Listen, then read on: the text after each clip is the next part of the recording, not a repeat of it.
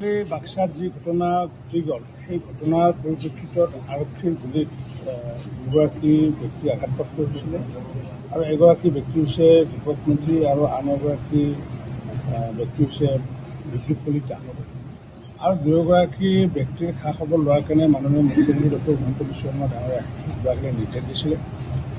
মই যোৱাকালি আমাৰ বিভাগৰ সভাৰ বাবে মই উদ্যোগত আছোঁ আৰু মাননীয় মুখ্যমন্ত্ৰী ডাঙৰীয়াৰ নিৰ্দেশৰ বাবে আজিয়ে মই গুৱাহাটী আহি তাৰপিছত দুয়োগৰাকী ব্যক্তিৰ লগত মই আজি সাক্ষাৎ কৰোঁ, স্বাস্থ্য বুজিলোঁ আৰু দুয়োজনৰে সুন্দৰকৈ দুয়োজনৰ লগত কথা পাতিছে।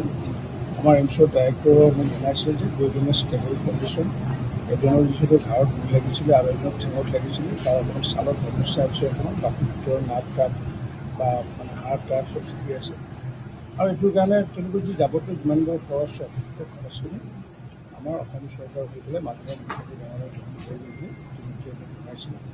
আৰু ময়ো আজি পৰিয়ালৰ দুগৰাকী ব্যক্তিকে এই কথাখিনি আমি জনাইছোঁ যে তেওঁলোকৰ যাৱতীয় যিমানবোৰ খৰচ যায় সেই খৰচখিনি আমাৰ চৰকাৰে গ্ৰহণ কৰিব। বৰ্তমান সংকটমুক্ত বুলি ক'ব পাৰি। একেবাৰে সংকটমুক্ত কাৰণটো যিহেতু মই কথা পাতিছোঁ অলপ পিছত তাৰ ভিডিঅ' আপোনালোকে পাবগৈ।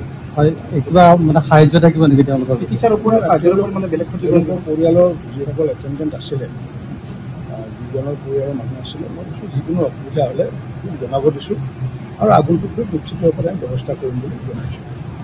Thank you. ল'ৰাজনৰ নাম কি? মোৰ ল'ৰাজনৰ নাম বিদ্যুৎ কলিতা। ক'ত গুলি ক'ত লাগিছে? গুলিত ভৰিত আঁঠুৰ তলত লাগিছে, ইফাৰ সিফাৰ পাৰ হৈ গৈছে, এহেঁতি মাজতে ইফাৰ পাৰ হৈ গৈছে। এতিয়া অপাৰেশ্যন হৈ গ'ল।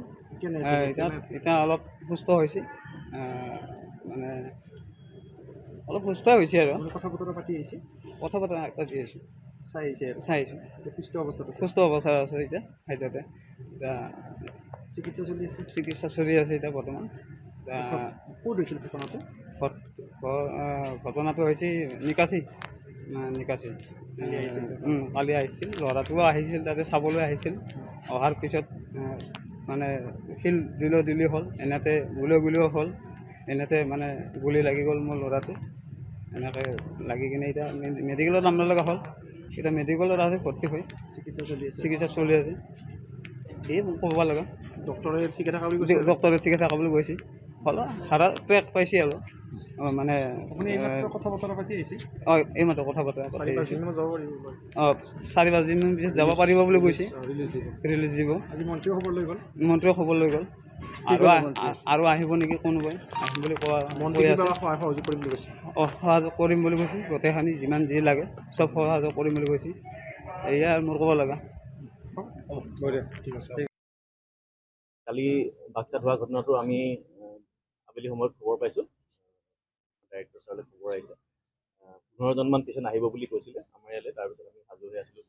4:45 মানত প্ৰথম ব্যক্তিজন আহিছে, দীপক মেধি। তেখেতৰ গুলি বাওঁফালৰ বাহুত লাগি পিছফালৰ পৰা ওলাই গৈছে। চিটি স্কেন কৰি আহিছিলে, কোনো চিৰিয়াছ ইঞ্জুৰি নাই। অলপ ব্লাড কালেকশ্যন হৈছিলে লেফ্ট চাইডে, তাৰ কাৰণে এডাল ইণ্টাৰকোষ্টেল টিউব দিয়া হৈছে, অবজাৰভেশ্যনত ৰখা হৈছে। দ্বিতীয় পেচেণ্টজন 15 বছৰীয়া ল'ৰা, তেওঁক প্ৰথমে নলবাৰী চিকিৎসা মহাবিদ্যালয়তে ট্ৰিটমেণ্টখিনি প্ৰাইমেৰীখিনি তাত দিয়া হৈছে। তেওঁ 10:45 মানত আমাৰ ইয়াত আহি পাইছে। তেওঁ সোঁ ভৰিৰ আঁঠুৰ তলত জখম হৈছে, গুলি লাগি ছাইডেদি ওলাই গৈছে। বনডাল ভাঙি যোৱা নাই, অকণমান ফাট মেলিছে। গতিকে তাক চাফা চিকুণ কৰি ৰাতি 2টা বজাত অতি কৰি তাক চাফা চিকুণ কৰি প্লাষ্টাৰ কাষ্ট লগাই থোৱা হৈছে। বৰ্তমান দুইজনেই সংকটজনক অৱস্থাত নাই, ষ্টেবল, আৰু অবজাৰভেশ্যনত 2-3 দিন ৰাখিবলগীয়া হ'ব।